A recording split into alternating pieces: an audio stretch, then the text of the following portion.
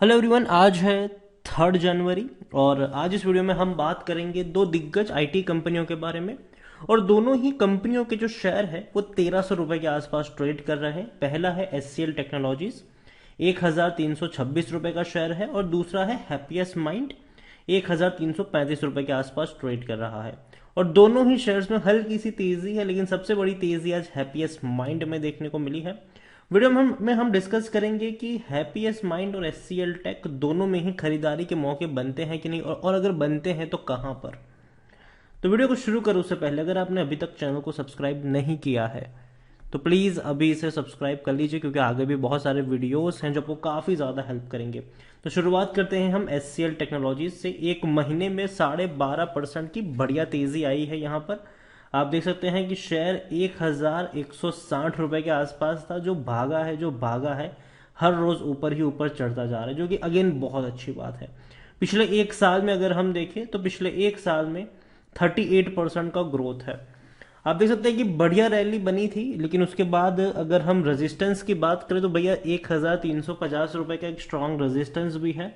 अगर इस लेवल को इसने बीट कर दिया और लंबे समय के लिए इस लेवल पर एटलीस्ट थोड़ा सा बेस भी अगर बना लिया, सपोर्ट बना लिया, तो और ऊपर तक के लक्ष्य देखने को मिल सकते हैं। लेकिन अगर नहीं बना पाया तो दोबारा ये आपको 1100 रुपए तक भी टूटता हुआ नजर आ सकता है, मतलब 1200 रुपए का आपको देखने को मिल सकता है।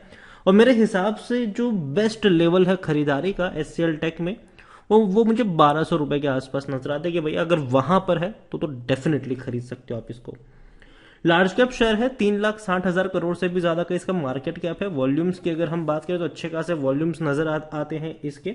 और तो और शेयर होल्डिंग पैटर्न में भी प्रमोटर के पास अच्छी खासी होल्डिंग है, 43.87%।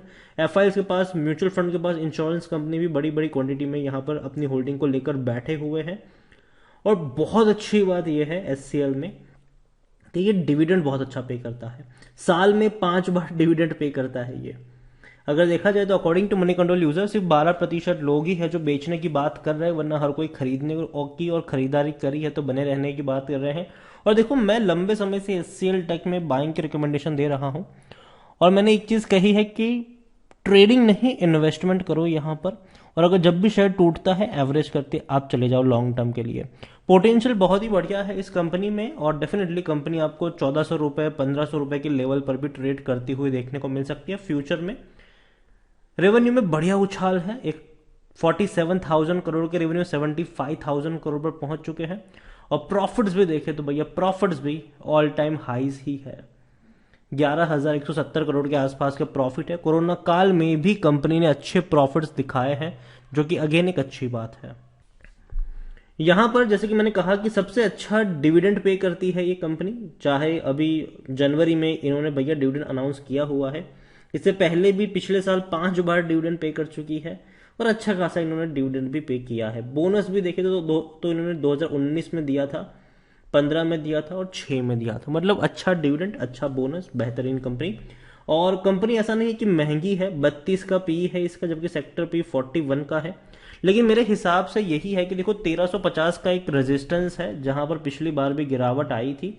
तो एटलीस्ट 1300 रुपए के ऊपर मेरी बाइंग की रिकमेंडेशन नहीं है, लेकिन 1200 रुपए के आसपास जरूर आप यहां पर खरीदारी करके चल सकते हो। लेकिन इसका मतलब ये नहीं है कि आपके पोर्टफोलियो में है तो आप बेच दे इसको। जी नहीं, बेचिएगा मत यहां पर इसको, लॉन्ग टर्म के लिए ही कंटिन्यू करिए। टूटता है तो एवरेज करने के मौके हैं यहाँ पर, ठीक है। बेचना तो भैया कभी भी नहीं चाहिए। मैं इसको हमेशा कहूंगा कि 3-4 साल के लिए अपने पोर्टफोलियो में आप इसको रख सकते हैं। 74% एनालिस्ट अकॉर्डिंग टू टिकरटेक आप यहाँ पर खरीदारी करने की सलाह देते हुए नजर आ रहे हैं। और हाँ, खरीदने का सही मौका नहीं है ये कहना है टिकरटेक का, क्योंकि शेयर जो है वो ओवरबॉट जोन में नजर आ रहा है। कोई भी रेड फ्लैग नजर नहीं आ रहा है। लॉन्ग टर्म में अच्छा पैसा बना है, अच्छा डिविडेंड पे करा है, लेकिन जो करंट प्राइस है वो इंस्ट्रिक वैल्यू से ज्यादा है, मतलब थोड़ा सा महंगा तो है ये। होल्डिंग्स की भी अगर हम बात करें, शेयर होल्डिंग्स की, तो भाई अच्छी खासी होल्डिंग प्रमोटर ही लेकर बैठे हैं। रिटेल वालों के पास मुश्किल से 3% से भी कम की होल्डिंग है। मतलब promoter, mutual fund, domestic, FIS, यही सारी होल्डिंग लेकर बैठे हैं। रिटेल वालों के पास ज्यादा कुछ होल्डिंग है नहीं। और जो भी बड़े बड़े फंड हाउसेस हैं वो हर साल अपनी होल्डिंग को यहाँ पर बढ़ा रहे हैं। तो यही कहूंगा, एचसीएल टेक लॉन्ग टर्म का शेयर है, ये लॉन्ग टर्म का गेम खेल सकते हो आप इसको। और जो खरीदारी के मौके, जो रिस्क मुझे कम नजर आता है जहां पर और रिवॉर्ड ज्यादा नजर आता है, वो लेवल है 1100 और 1200 रुपए के आसपास का। तो नजर रखिए इस कंपनी के ऊपर, और हर गिरावट में खरीदारी के मौके हैं। दूसरा भैया, इसी प्राइस रेंज में घूमने वाला शेयर है हैप्पीएस्ट माइंड। आज बढ़िया तेजी है, 3% तक की तेजी आई है, 40 रुपए की रफ्तार कह सकते हो आप इसको।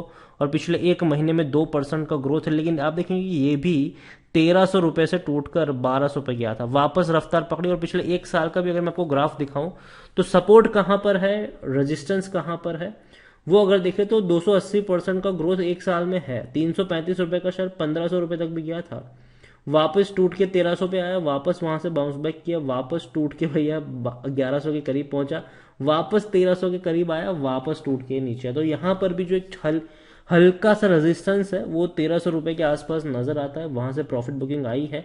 लेकिन जो खरीदारी के बढ़िया मौके हैं वो 1200 रुपए के आसपास के हैं। मिड कैप शेयर है, 19,450 करोड़ के आसपास का इसका मार्केट कैप है। वॉल्यूम्स की बात करें अगर हम, तो अच्छे खासे वॉल्यूम्स नजर आए हैं। प्रमोटर के पास 53.25%, एफआईएस म्यूचुअल फंड के पास अच्छी खासी होल्डिंग है। लेकिन म्यूचुअल फंड ने बहुत बड़ी बिकवाली करी है जून क्वार्टर और सितंबर क्वार्टर के बीच में, आधी से भी ज्यादा की होल्डिंग को बेच दिया इन लोगों ने। इंश्योरेंस कंपनी के पास कुछ भी नहीं है, और उसके बारे में हम डिस्कस भी करेंगे। यहां पर डिविडेंड उतना अच्छा पे नहीं करता है ये। डिविडेंड के बारे में बात करें उससे पहले हैप्पीएस्ट माइंड को लेकर अगर हम देखें तो सिर्फ 5% लोग ही हैं जो बेचने की बात कर रहे हैं, वरना हर कोई खरीदारी करने की सलाह दे रहे हैं, 95% लोग।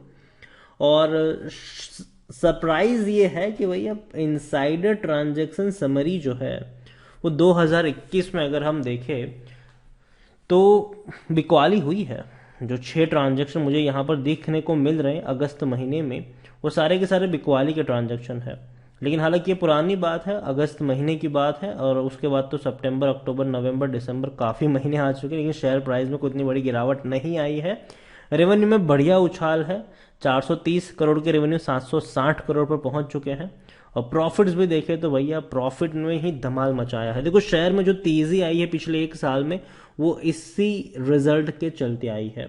हैप्पीएस्ट माइंड के अगर हम प्रॉफिट्स के बारे में देखें तो 2022 में भी जो इनका प्रॉफिट होगा वो 160 करोड़ के आसपास ही होगा, कोई उतना बड़ा चमत्कार नहीं होगा, लेकिन हाँ 160 करोड़ के आसपास का प्रॉफिट जरूर होगा।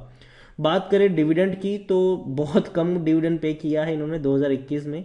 देखा जाए तो मुश्किल से आपको 4.5-5 रुपए का डिविडेंड पे किया है।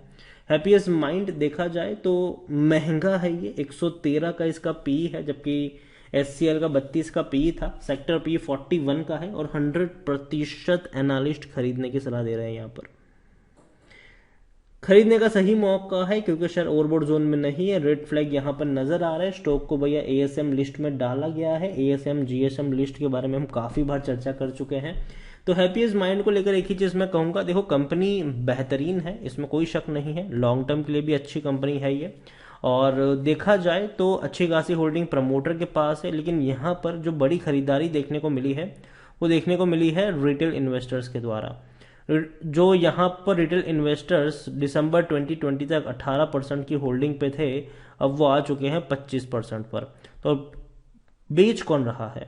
तो बेचा भैया एफआईएल्स ने भी बेचा डोमेस्टिक वालों ने, हालांकि डोमेस्टिक वालों ने खरीदारी करी है, लेकिन बेचा है म्यूचुअल फंड्स ने। म्यूचुअल फंड्स की जो पहले 6% की होल्डिंग थी वो 1.5% से भी कम की हो चुकी है। म्यूचुअल फंड्स लगातार अपनी होल्डिंग को यहां पर बेच रहे हैं, और एफआईएल्स ने भी बिकवाली करी है।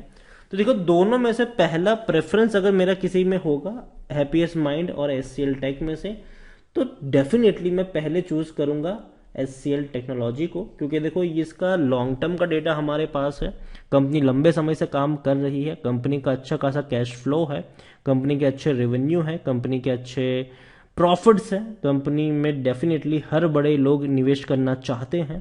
तो एचसीएल टेक, और सेफ भी है, ठीक है। एचसीएल टेक में क्या है कि देखो बहुत बड़ा पैसा नहीं बनेगा, लेकिन ये है कि सेफ है, नुकसान के चांसेस ना के बराबर है। हैप्पीएस्ट माइंड में ये है कि चल गया तो भैया चांद तक जाएगा ये, ठीक है, और नहीं चला तो भैया डेफिनेटली नुकसान भी दे सकता है। लेकिन हैप्पीएस्ट माइंड और एचसीएल टेक दोनों में ही मैं कहूंगा कि देखो 1300 रुपये पे खरीदना नहीं चाहिए, कि दोनों ही रेजिस्टेंस है इस लेवल के आसपास। ₹1200 के आसपास मौका मिले तो डेफिनेटली आप उस लेवल पर खरीदने की कोशिश कर सकते हो। वीडियो को यहीं पे एंड करूंगा। पसंद आया हो तो लाइक करो, शेयर करो। चैनल पर अगर पहली बार आए तो प्लीज़ सब्सक्राइब करें। और एचसीएल टेक्नोलॉजीज और हैप्पीएस्ट माइंड दोनों में से आपको कौन सा शेयर पसंद है वो भी आप मुझे कमेंट में लिखकर बता सकते हो। Thank you.